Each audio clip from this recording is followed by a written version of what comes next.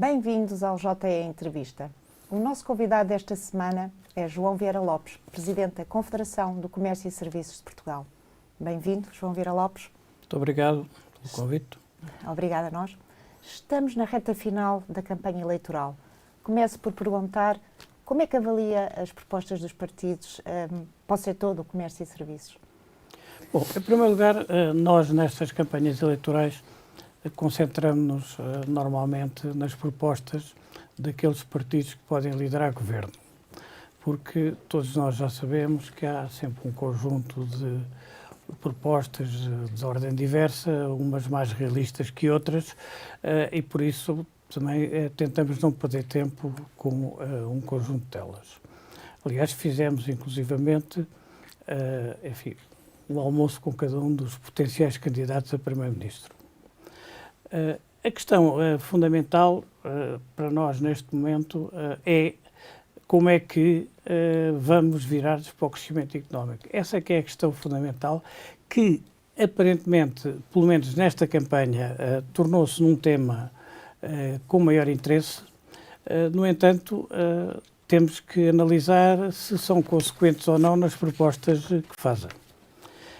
Em termos de baixa dos impostos para os cidadãos, para os consumidores, o IRS, os diversos partidos têm propostas, umas melhores, outras piores. Nós achamos que é positivo, também não se deve atuar só em termos da economia em geral, mas também em termos dos consumidores, tendo em conta, a carga fiscal.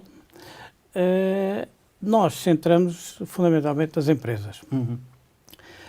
O aspecto da fiscalidade é uma questão importante, mas nesses termos, em termos globais de fiscalidade, há uma proposta de baixa do IRC por escalões, que não é novidade, é uma proposta semelhante a um acordo que já houve aqui há uns anos entre o PS e o Governo de Passos Coelho, que nós estamos de acordo. Aliás, na altura, até participámos nessas negociações que conduziram precisamente a essa proposta. Fomos uma das duas confederações que fomos bastante ativas nessa área. Há uma proposta de baixar as tributações autónomas, esta a primeira da parte da AD, a segunda da parte do PS, questão que nós também consideramos bastante importante, porque as tributações autónomas são, em nossa opinião, um imposto absurdo, que é um imposto sobre custos, e também tem uma vantagem que é, ao baixar as tributações autónomas, que aliás já conseguimos neste último orçamento uma ligeira baixa das tributações autónomas, apanha-se transversalmente todo o tecido empresarial, não só as empresas têm resultados positivos. Portanto, essas duas propostas, nós consideramos que no seu conjunto seriam importantes para o tecido empresarial. Agora, de facto, o ponto-chave para nós é não vemos medidas concretas de fundo e diretas de incentivo ao investimento. Pode-se dizer, baixando a carga fiscal, facilita o investimento. É verdade, mas nós gostaríamos que houvessem medidas mais orientadas. Orientadas claramente em termos fiscais para que as empresas em Portugal recorressem menos à banca, investissem mais dinheiro, quer as empresas em geral, quer os seus acionistas, e sobre isso os programas para nós têm sido uma desilusão. Ao longo das diversas negociações de orçamento temos várias vezes colocado propostas nesse sentido, de benefícios fiscais, de isenções de IRC, etc. E, de facto, achamos que o país precisa de investimento. Essa é a grande falha aqui dos principais partidos. Para nós é claramente... Porque e tem toda faltado a gente... esse debate na campanha? Não tem, quer dizer, nós tentámos travá-lo com os dois partidos. É claro que nestas discussões que se têm com os partidos, nas campanhas toda a gente está sempre de acordo e depois vamos ver como é que é a prática, não é? Mas para nós essa questão é fundamental, porque nós ficamos um bocado perplexos, só se fala em aumentos de custos e aumentos de salários. Ora, parece que isto é um aspecto voluntarista. Não pode haver um aspecto voluntarista nesse aspecto. Para aumentar salários e para permitir, enfim, haver outros meios em termos de custos para uma série de áreas, a economia tem que crescer e a produtividade tem que crescer. E também vemos poucas medidas orientadas diretamente para a produtividade, medidas transversais que são positivas, mas que são, quer dizer, claramente insuficientes. Há um aspecto que nos parece realista, que é, há uma certa abertura para valorizar o papel do mercado interno. Penso que isso foi uma das questões que nós aprendemos com a pandemia, e porque, infelizmente, a Europa não está numa situação muito animadora, em particular os países por onde nós, de maneira geral, exportamos mais. Portanto, isso consideramos positivo. No entanto, por exemplo, outra área que para nós também é bastante digamos, preocupante é, em Portugal, analisam-se as exportações pelo seu volume bruto. Uhum. No entanto, o valor acrescentado nacional não tem evoluído a esse nível. Há inclusivamente um conjunto de áreas em que até tem regredido. E por isso gostaríamos que, digamos, os partidos se centrassem mais em ver como é que vamos acrescentar o valor, mais valor acrescentado nacional, passa a redundância. Já lá vamos. Falou há pouco na pandemia, entretanto houve uma crise, uma espiral inflacionista, aumento dos juros. Face a este corolário, qual é a situação que vivem atualmente as empresas de comércio e serviços e quais são, a seu ver, os principais desafios que se colocam no futuro?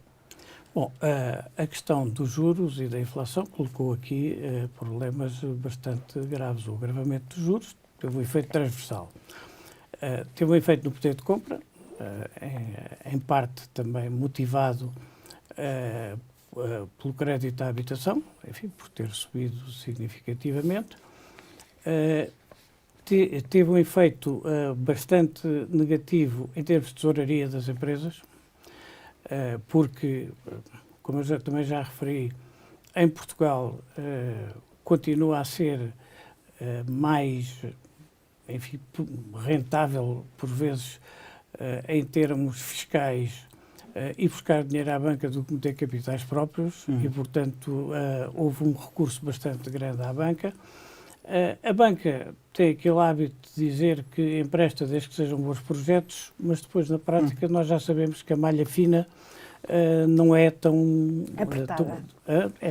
É mais apertada do que isto. E por isso, aí enfim, temos notado bastantes problemas em termos de as empresas, especialmente, enfim, o nosso tecido é um tecido de PMEs e microempresas, e, como digo, que vive bastante dependente da banca. E, sob esse ponto de vista, temos notado bastantes enfim, problemas, e temos, inclusivamente, visto que o número de insolvências aumentou, o número de trabalhadores em layoff também aumentou, o número de encerramentos propriamente dito, porque os encerramentos vão para além das insolvências. As insolvências só são aquelas que são declaradas formalmente. A maior parte dos negócios, quando fecham, enfim, as pessoas pagam as dívidas que podem, fazem acordos com os credores. Portanto, existe algum ambiente de retração, até mesmo em mercados como o alimentar, que são mercados que a pandemia demonstrou que mantêm-se vivos, independentemente das vicissitudes da economia. Mas agora, com a descida da inflação, antecipa que possa haver uma recuperação, ainda que os preços continuem a pressionar os consumidores? A recuperação, vamos lá, nós não estamos à espera de nenhuma catástrofe neste momento em termos de recessão. Isso, enfim, a não ser que surjam alguns factos novos. Também é a influência da guerra da Ucrânia, do preço dos combustíveis, enfim, são fatores que se manifestam. Não estamos à espera. No entanto, não estamos assim otimistas quanto a uma recuperação muito significativa. Há setores como, por exemplo, o têxtil, o calçado, que em termos de comércio estão, digamos, a fraquejar bastante. A própria restauração tem áreas em que evolui bem, mas, por exemplo, a mudança de hábitos de consumo, nomeadamente as pessoas trazerem a refeição de casa e o teletrabalho, provocou impacto na restauração das zonas de escritórios.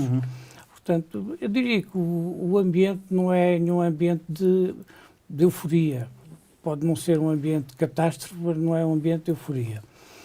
E, por outro lado, ainda a pressão fiscal é grande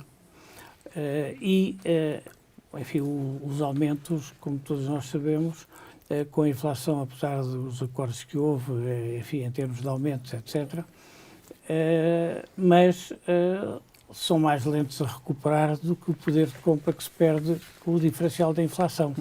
Portanto, eu diria que não esperamos um ano catastrófico, mas não estamos assim muito otimistas. Para além disso, há outro aspecto que eu também acho que vale a pena referir, quer se queira, quer não.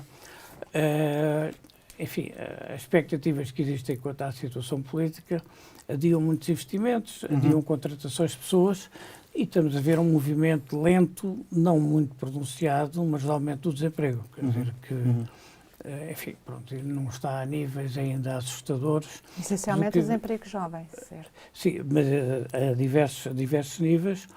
E o desemprego jovem é uma das áreas onde os partidos políticos têm apresentado um conjunto de propostas, mas essas propostas parecem-nos todas um bocado paliativos, quer dizer, portanto, ou a economia cresce, há espaço, a produtividade cresce e há espaço para se aumentar os salários, e isso vem tudo por arrasto. Estas medidas são um conjunto de medidas defensivas, mas que podem mitigar algumas enfim, situações pontuais, mas não alteram qualitativamente a situação. E sobre isso não vemos nada de grande novidade nas propostas dos partidos políticos. Em relação ao salário mínimo, tanto a AD como o PS já prometeram aumentos. Preferia que tivessem esperado pelas eleições e que chegassem realmente à concertação social e conversassem com os parceiros sociais sobre estes aumentos, em vez de estarem a prometer já aqui, a meterem um número e uma data à frente? Isso faz um bocado parte da história, quer dizer, já estávamos à espera disso. Nós nunca simpatizamos com as propostas de aumentos por vias administrativas. Mas podem ser asseguradas estas propostas de 1.000 euros de salário mínimo, tanto do PS como da AD, pelas empresas? Depende. Portanto, depende. Agora, os partidos fazem essas propostas com o objetivo de combater a pobreza, de ficar, enfim, de ter impacto em termos dos assalariados em geral. Agora, o que sucede é que a experiência, o que é que nos tem demonstrado? Quando se força demasiado os aumentos do salário mínimo, sem ter em conta a evolução da produtividade e da economia, o que acontece é o que aconteceu nos últimos anos. Ou seja, o salário mínimo aproxima-se do salário médio, nos contratos coletivos desaparecem uma série de categorias e, a certa altura, vemos aflitos na contratação coletiva a diferenciar as pessoas, quer por qualificação, quer por evolução profissional. Certo. Se quer, diga, da parte da CCP, nós nem ligamos muito a isso. Portanto, faz parte do teatro eleitoral. Certo. A concertação social vai continuar a ser importante? Mais, menos? Como é que vê aqui a negociação nos próximos 4 anos? Qual é o balanço também que faz do governo? Bom, o que acontece é que também faz parte da experiência das eleições que todos os partidos, exceto os partidos mais ligados à extrema-esquerda, defendem a concertação social no papel. Portanto, sob esse ponto de vista, enfim, a nossa expectativa é positiva. Aliás, nós gostaríamos que a concertação social fosse mais aproveitada no sentido de ser uma plataforma de onde pudessem sair um conjunto de propostas para os partidos, inclusivamente para que alguns se comprometam por mais que uma legislatura, porque outra das questões também que nos preocupa é que cada orçamento é uma reforma fiscal, cada legislatura é um conjunto de objetivos, muitas vezes que depois não se concretizam, Certo. mas que acabam ou por criar expectativas ou por criar perturbações. Portanto, a CCP é muito institucionalista nesse aspecto, pensa que a concertação social deve ser a chave e a plataforma entre os sindicatos, as confederações empresariais e o governo, que é uma plataforma extremamente importante porque, pelo menos, é uma plataforma de comunicação permanente, que é uma coisa que não existe em mais nenhum país da Europa com este nosso formato, e por isso é que nós valorizamos muito. Por isso é que pensamos que devem ser concentrados aí os esforços. Porquê? Porque acabamos por, digamos, na concertação, conhecermos melhor as razões uns dos outros,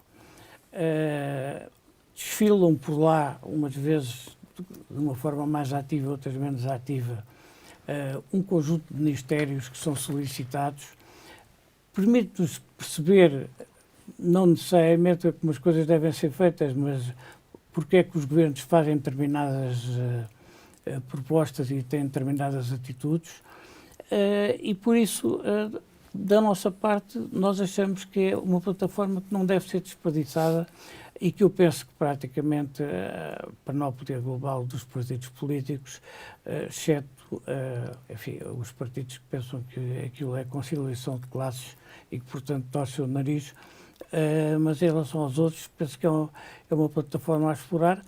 Agora, isso também depende muito do perfil do Primeiro-Ministro e do perfil da pessoa que ele delega para dirigir a concertação social, que normalmente é o Ministro do Trabalho. E isso, sobre isso, estamos na expectativa de ver o que é que nos sai, porque esta questão enfim, de eleições, mudanças de governos,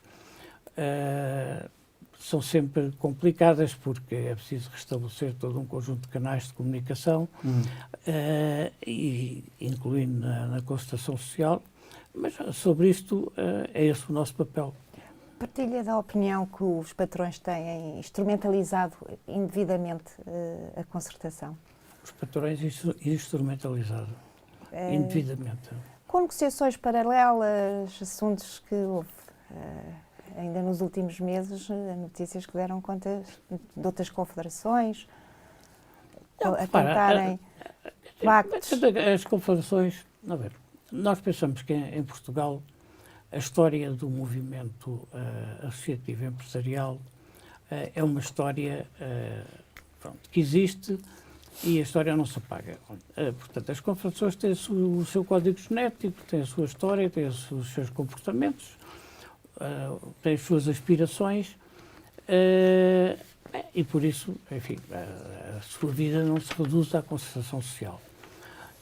No caso da CCP, nós procuramos canalizar o centro de gravidade, precisamente, do tripartismo na concertação social. E achamos que essa é a melhor via e que as tentativas que, por melhores ou piores razões, têm sido feitas ao longo da história de tentar fazer questões paralelamente não têm resultado. A história encarregou-se do demonstrar. E por isso, da nossa parte, isso enfim, não é propriamente uma questão que nos preocupa. Nós continuamos a pensar que as convergências devem ser feitas cada vez mais também numa plataforma, por isso é que se criou o Conselho das Confederações, cuja evolução, eu numa das primeiras reuniões disse, a União Europeia começou pela Comunidade Europeia do Carvão e do Aço nos anos 50, com 4 países para discutir 2 coisas concretas, hoje é o que é. E, portanto, se essas convergências no futuro vieram a dar outros resultados, nada a opor, a vida encarregar-se-á de demonstrar. O Governo tem fechado a porta a um alívio do IRC.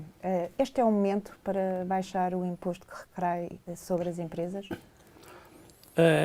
Bom, isso é por 2 razões. Por um lado, a baixa do IRC, mais do que os seus custos, é um incentivo ao investimento e quer se queira, quer não, tem influência no investimento internacional.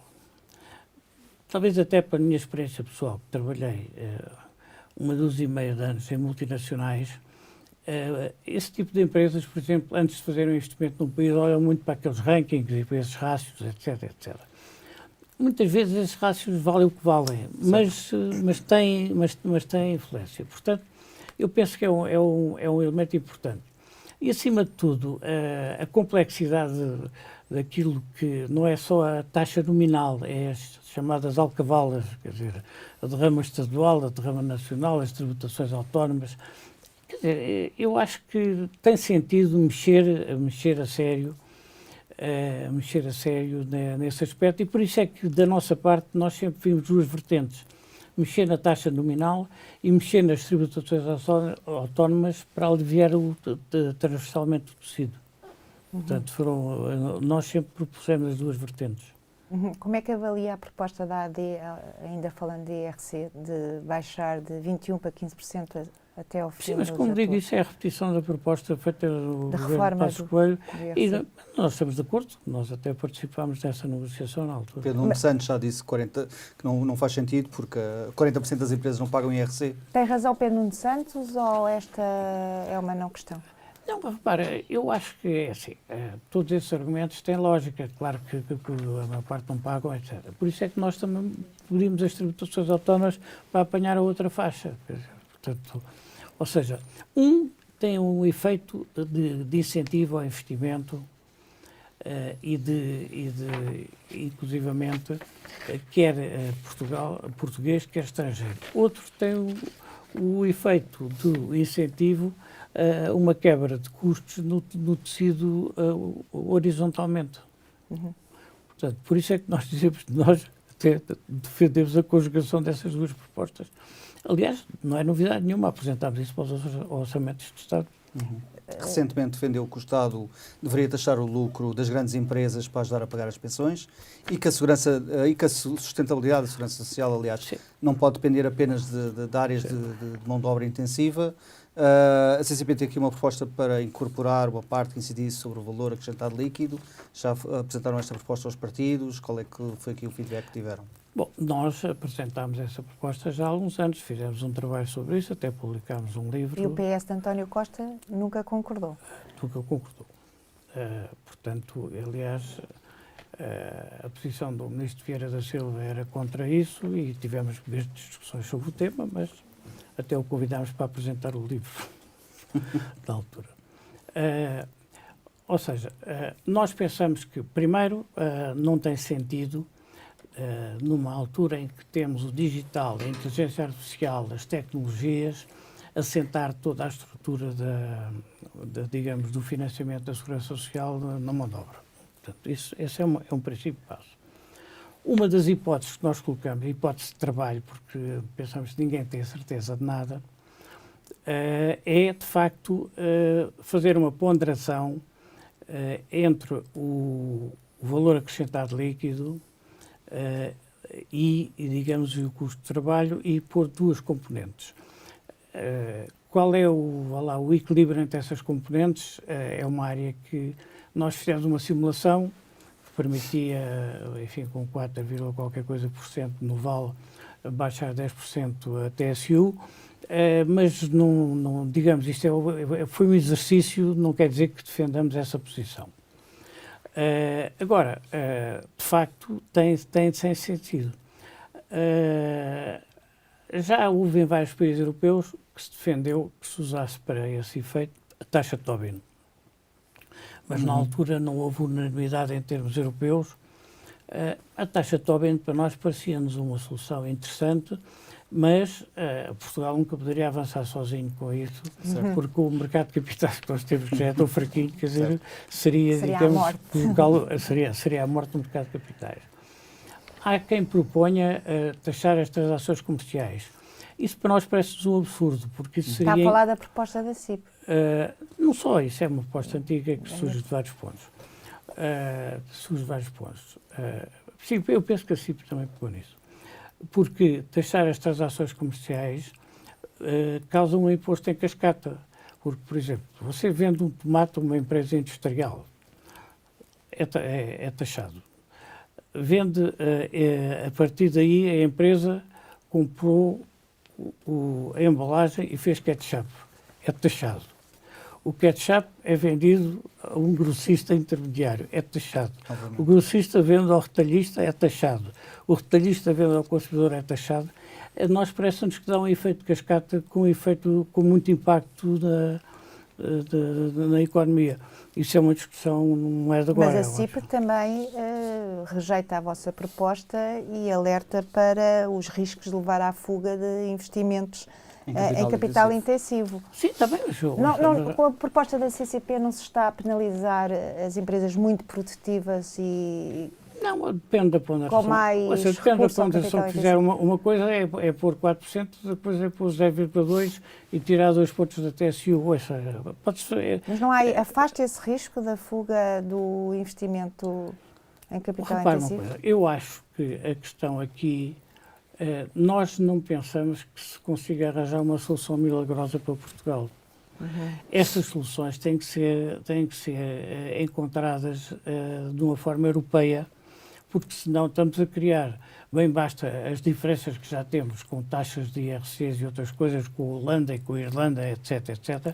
Portanto, nós estamos a discutir isto em termos de propostas de análise de sistema, não estamos a fazer uma proposta concreta para o ano, comecem a fazer isso. Não. Aliás, há uma comissão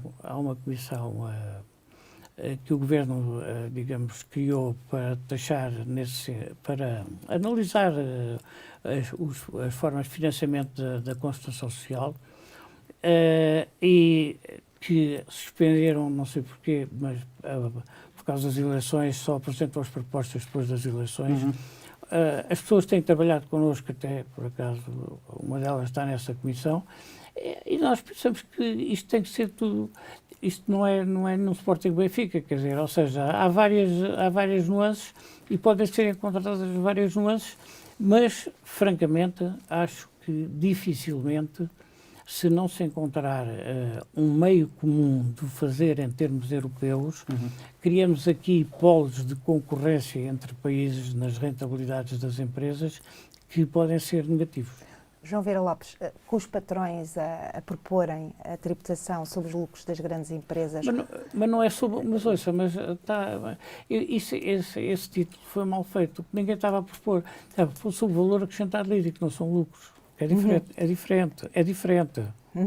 Portanto, o título, o órgão de comunicação social que fez isso, pôs um título que eu acho que não corresponde à realidade. Mas não deixa de ser uma tributação. Pronto, é uma tributação, mas claro... O meu ponto não deixa de ser uma tributação sobre grandes empresas e a minha questão não é necessariamente sobre grandes, não é necessariamente sobre grandes empresas. Empresas de capital intensivo, sim. Pronto, exatamente, ou seja, é um processo de não taxar só a mão de obra.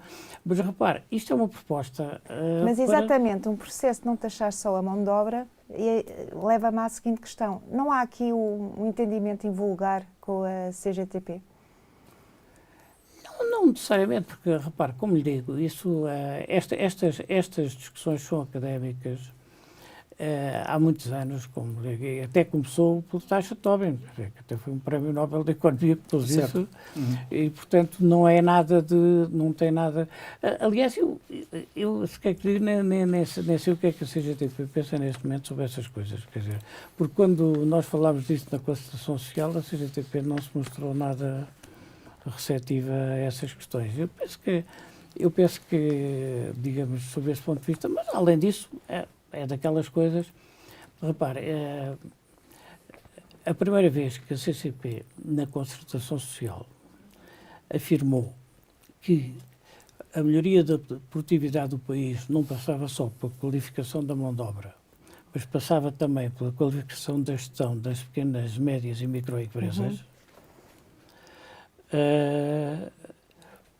Um dos meus estimados colegas resolveu dizer que nós estávamos a ter a mesma posição da CGTP. Hoje em dia está praticamente adquirido por toda a gente que em Portugal há um problema de qualificação de mão de obra, mas há um problema de qualificação de gestão, além de escala. Além de haver um problema de escala e tecnologia. Portanto, essas coisas dessas coisas nós não temos preconceitos. Os setores que lidera têm falta de mão de obra e, nesse sentido, a mão de obra imigrante tem sido um tema também na campanha eleitoral. É importante para estes setores e se também, como é que olha para os acordos de mobilidade, por exemplo, que têm sido assinados com os países lusófonos? Nós fomos na concertação, fizemos pressão sobre o governo nesse sentido, quer dizer, parece-nos... Na semana passada, o Primeiro-Ministro de Cabo Verde elogiava o acordo de mobilidade assinado com Portugal. Os acordos de mobilidade com os países, os palopes e com os países lusófonos, quanto a nós, tem uma vantagem, que é a língua. E, no caso do comércio e dos serviços ao consumidor, que tem atendimento ao público, quer dizer, a língua é um elemento fulcral. Quer dizer, portanto, da nossa parte, nós não temos open mind, quer dizer, ou seja, podem ser feitos acordos com N países, com N situações. Esses têm a vantagem, aliás, basta ver a percentagem de pessoas brasileiras ou cabo-verdianas que estão num conjunto desses setores. Aliás, por exemplo, um dos setores que nós temos, que também trabalhou precisamente em Cabo Verde e do Brasil, é os transportes passageiros. Também os motoristas convém perceberem português, enquanto os transportes de mercadorias de longo curso, enfim, há maior flexibilidade. Durante muitos anos eram menos até, quer dizer, etc. Mas, por exemplo, enfim, nós, na nossa direção da CCP está a Antropa, a Associação dos Transportadores de Passageiros, e sei que eles têm feito várias empresas, por exemplo, aqui para Lisboa, para esta história da Carris de Lisboa, formaram 300 pessoas no Brasil, e além de Cabo Verde também. Portanto, achamos que isto é perfeitamente necessário. Ora, convém, em relação aos estrangeiros de outros países, digamos que não de língua portuguesa, aí acho que é importante é que se invista na formação em português dessas pessoas, não é?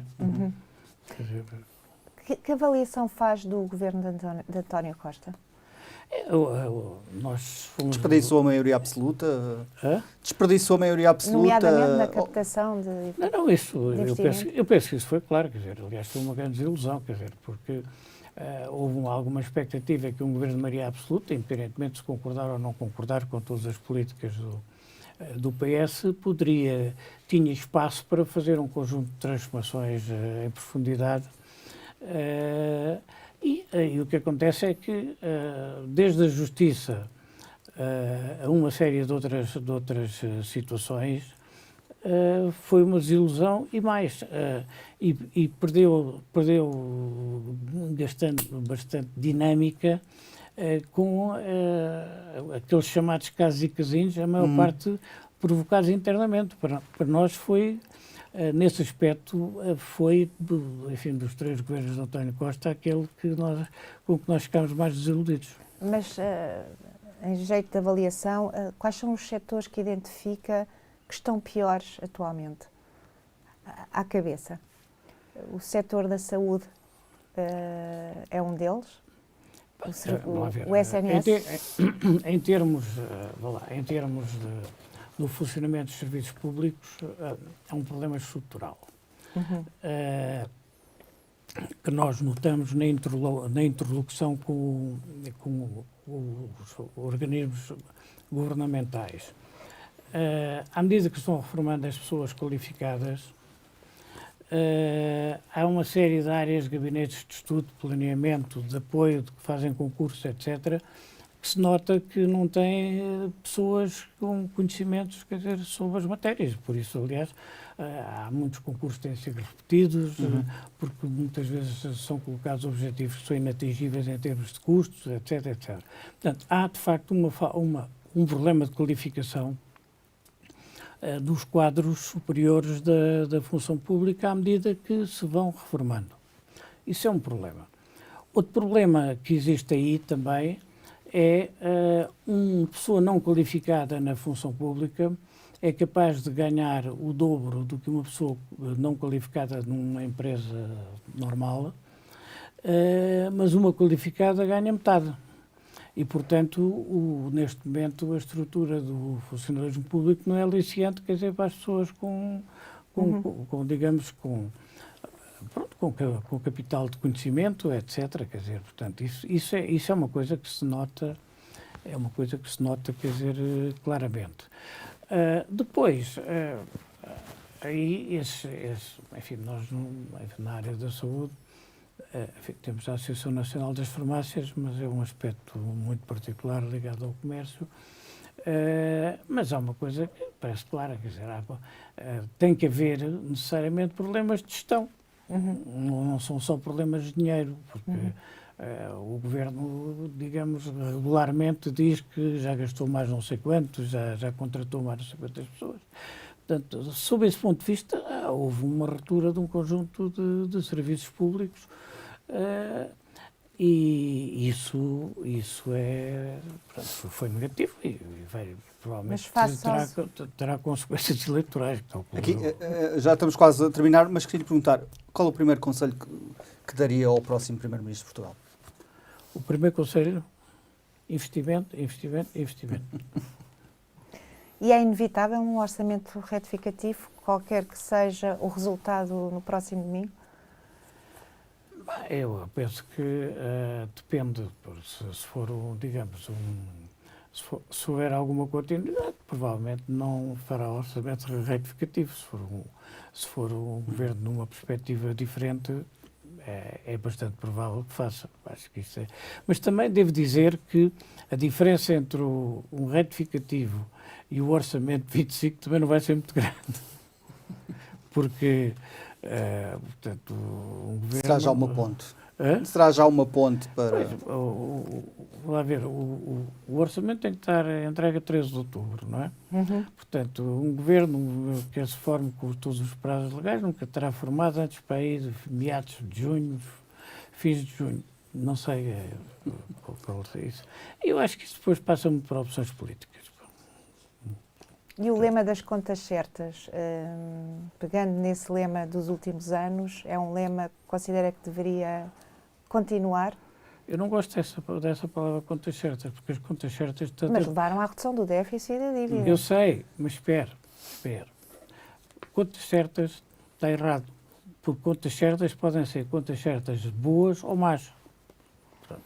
Bom, a questão vamos falar do equilíbrio orçamental e do déficit, etc. Bom, nós na CCP fomos sempre bastante críticos em relação a posições maximalistas na questão da redução do déficit e achamos que era preciso reduzir o déficit. É bom haver uma situação de contas que permita a melhoria nos rankings, até pelo efeito que isso tem sobre a imagem do país e sobre as taxas de juro, mas, mais uma vez, quer dizer, obter contas certas com base no corte do investimento público foi o que foi feito com frequência. Como é que a economia cresce? Como é que a economia cresce? Quer dizer, essa é que é a questão. Portanto, sem investimento, sem incentivo ao investimento, a economia não cresce. E não há maiores salários, por mais voluntarismo que exista. Quer dizer, e isso as eleições, sob esse ponto de vista, acabam por camuflar muita coisa, porque toda a gente tem que fazer promessas. Não é? Só para terminar, o investimento não pode continuar, então, a ser o calcanhar daqueles do próximo governo. Não pode. É preciso incentivar três vertentes. A vertente, naturalmente, do investimento estrangeiro, sob esse ponto de vista, o IRC é uma boa medida.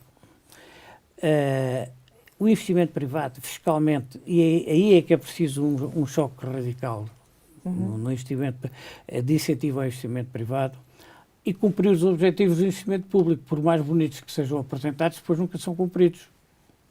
Portanto, para nós, neste momento, o grande choque que arrasta tudo é investimento. Porque nós estamos com um crescimento que é 0,7 ou 0,8, quer dizer, neste século. Quer dizer, isto é, digamos...